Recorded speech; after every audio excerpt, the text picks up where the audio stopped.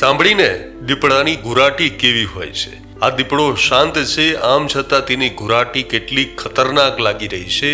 ત્યારે આ દીપડો જ્યારે ખૂંખાર બને ત્યારે તે કેટલો ખતરનાક બની જતો હશે તેની કલ્પના કરી શકાય છે। આ જ ખતરનાક દીપડો કોડીનારના દુદાના ગામેથી પાંજરે પુરાયો છે।